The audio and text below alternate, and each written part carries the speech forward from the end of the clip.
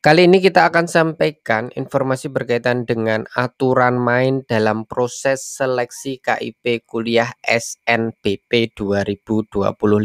Kita merujuk pada informasi yang di-share oleh Subbagian Kesejahteraan Mahasiswa Universitas Lambung Mangkurat.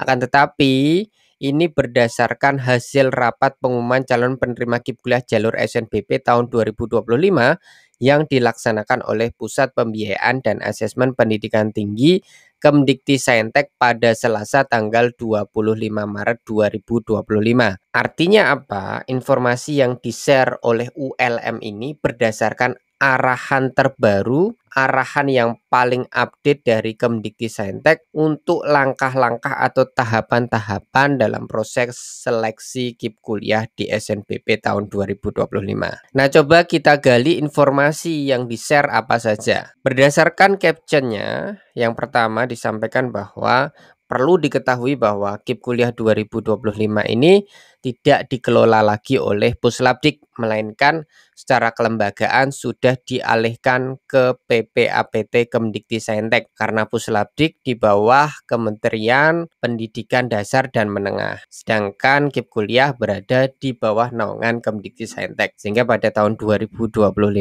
terjadi pergeseran kelembagaan yang mengelolanya. Ini tentu informasi basic bagi perguruan tinggi. Kemudian yang kedua, distribusi kuota KIP kuliah tidak langsung diberikan ke perguruan tinggi seperti tahun-tahun sebelumnya. Di tahun sebelumnya, kuota KIP kuliah itu dibagi untuk perguruan tinggi A dapat berapa, perguruan tinggi B dapat berapa, dan seterusnya. Akan tetapi pada tahun 2025, aturan mainnya berbeda. Jadi pembagian kuota di tahun 2025 ini berdasarkan beberapa iterasi, yakni kuota KIP kuliah secara nasional akan dibagikan ke pelamar KIP kuliah yang punya KIP di SNBP dan di SNBT dulu. Nanti ketika sisa, kuota itu akan didistribusikan ke kampus-kampus. Nah, baru setelahnya kampus bakal menyeleksi pelamar KIP kuliah yang tidak punya KIP, yang tentu nanti berdasarkan urutan prioritas di peraturan yang terbaru. Nah, di bagian ketiga ini dijelaskan, kuota tahap pertama yang diberikan ke perguruan tinggi adalah siswa pendaftar KIP kuliah yang lulus SNBP dan memenuhi syarat. Syaratnya yakni ada dua, pemegang KIP SMA, terdata di SIPintar dan SIM KIP kuliah atau kategori 1, dan di sini harus tercatat atau terdata di PPKE Desil 1 sampai 3. Ini artinya nanti teman-teman yang punya KIP atau kategori 1 dan desilnya 1 sampai 3 nanti bakal dapat kuota KIP kuliah ketika keterima di SNBP. Selebihnya yang hanya modal DTKS saja, tidak punya KIP, maka nanti harus nunggu pembagian kuota tahap kedua. Jadi ketika per hari ini ada kampus yang mengumumkan bahwa kalian lolos KIP kuliah, sementara kalian tidak punya KIP dan desilnya tidak masuk desil 1 sampai 3, itu artinya hasil KIP kuliahmu masih sementara.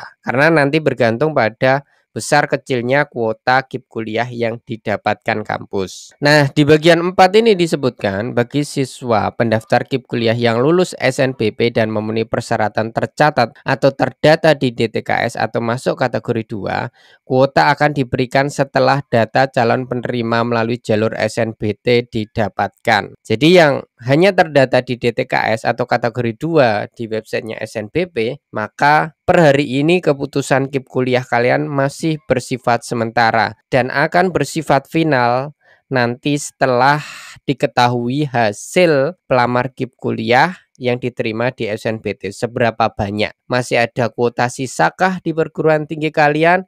Ketika ada, maka kuota itu akan diberikan kepada pelamar KIP kuliah di SNBP dan SNBT yang terdata di DTKS. Lalu di poin 5 untuk siswa yang mendaftar KIP kuliah tidak memenuhi kategori 1 sampai 3, tidak terdata di DTKS, tidak punya KIP, desilnya lebih dari 3, dan mendaftar KIP kuliah dengan menginformasikan penghasilan orang tua beserta SKTM atau kategori 4, dan siswa yang memiliki KKS, KIP, SMA namun tidak termasuk kategori 1 sampai 3 menunggu kebijakan baru dari Pusat Pembiayaan Asesmen Pendidikan Tinggi atau PPAPT. Jadi urut-urutan prioritas dalam proses seleksi KIP kuliah di SNBP dan mungkin nanti berlaku di SNBT ialah yang masuk kategori 1 dan masuk kategori 3 ini masuk prioritas utama. Otomatis dapat kuota KIP kuliah. Kemudian yang masuk kategori 2